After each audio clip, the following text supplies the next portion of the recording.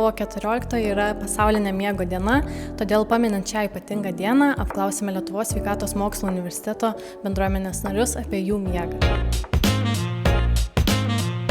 Tikrai taip, nes miegas įtakoja, kaip apskritai jaučiuosi per dieną, imuninę sistemą, galvą dažniausiai skauda, jeigu neišsimiegu, tai tikrai manau, kad tai yra svarbu. Aš visada stengiuosi, kad ir kiek mokintis reikia, svarbu, kad pamiegaučiau, niekada miegų nenurašau. Miegas yra pats svarbiausias dalykas, nes jisai yra susijęs su visom ir emocijų valdymu ir apskritai kasdieniam gyvenime. Labai vertinu natūralų miegą, nors pats esu gydytojas anesteziologas, reanimatologas ir man tenka sukelti dažnai dirbtinį miegą. Čia kaip ir mityba, kaip ir sportas, fizinis aktyvumas gyvenime, tai miegas irgi yra svarbus. Aš taip pat esu pastebėjusi per tam tikrą laiką, kad jeigu ilgiau ir neišsimiegu, tai būna, kad pasilpnėja imunitetas, tai dažniau ir susirgu. Nors laikau miegą vienu pagrindiniu prioritetu, kada turbūt persikrauna smegenis, kada išmokstam kažkokių tai naujų dalykų. Tačiau, kaip ir turbūt kiekvieno sveikatos priežiūros specialisto darbe, to miego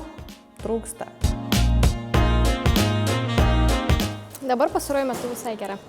Aš manau, kad prastai, nes norėčiau aš miegoti taip kaip vaikas, bet jau taip nemiegi. Manau, kad apie 6, nes labai sviruoja, dažnai būna, kad trūksta tikrai to miego. Galėtų būti ir geriau. Puikiai, pats sigulu taip ir užmiegu. Šiuo metu įvertinčiau 5.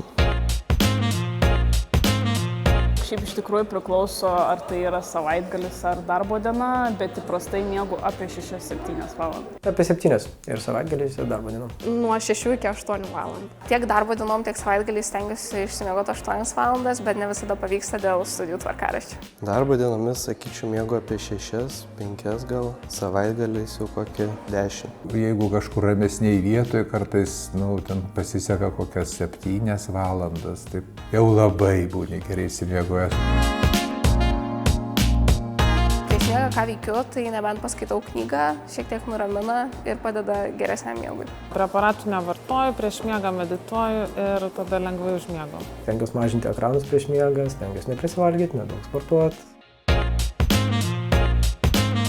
Manau, kad čia reikėtų užsidėti akcentą, kad maisto papildai yra skirti sveikatinti. Tai reiškia, kad kai nėra jokio tokio tikro sutrikimo, kurį reiktų gydyti, tada maisto papildai gali kažkiek padėti. Viskas, man atrodo, priklauso nuo to, kokia yra trukmė nemigos, kokia yra apskritai visa situacija nemigos, ar tai yra kažkokia stresinė, kad kažkas ūmiai atsitiko, ar čia jau yra tiesiog kaip perdegimo kažkoks darbe simptomas. Tikrai verta apsvarstyti ir neužsiminėti savigydą, nes iš tikrųjų galima prisižaisti.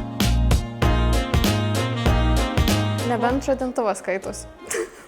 Laikrodis stebi mano miego laiką, tai dažniausiai pasitikrinu, kiek laiko, ar greitai iš tiesų užmigau, ar tik pasirodė taip pačiam. Anksčiau labai sekiau, bet pamačiau tokias neigiamas pusės. Pavyzdžiui, atsikeli ryte, jautiesi, puikiai, ir tau sako, kad tu miegojai 5 valandas ir iš jų ten deep sleep buvo pusvalandis. Ir tada galvoju, bet tai ašgi gerai jaučiuosi. Nepavyksta taip kiekvienu kartu nueiti tuo pačiu metu miegoti. Stengiuosi išlaikyti tą 8 valandų režimą. Stengiuosi kasdien eiti miegoti vienodu laiku, bet tiesiog man jau pats mano organizmas taip sako, kad eik, gal tu miegoti jau. Šiek tiek tik tais, gal kad stengtis maždaug 11 valandą, bet labai tai ne. Tikrai ne, visada būna įvairiai, kartais, ypač jeigu reikia daug mokytis, tai būna nueinu tik paryčiais, pamiegi kelias valandas, o jeigu nėra daug darbų, tai stengiuosi nueiti anksčiau, tai tas man anksčiau būna 2 valandą kokią. Naktinių budėjimų aš turiu 3-4 per mėnesį. Jeigu tik yra galimybė, vis tiek tu turi ieškoti poilsio akimirkos, aišku, dažnai jos nebūna, bet kas yra labai svarbu, kad sekanti diena jinai turėtų miego sprendimai, jie turėtų būti neatidedami ir jau jeigu diena neišeina, tada tas vakaras turėtų būti ankstyvas. Ir jeigu jis ankstyvas ir sėkmingas, tai tada sekanti diena yra visiškai gera ir sėkminga.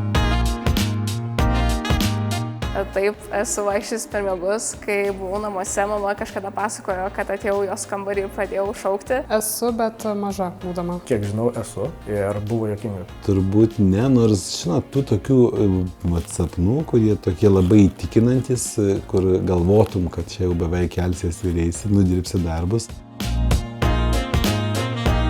Gal 2-3 kartus į mėnesį.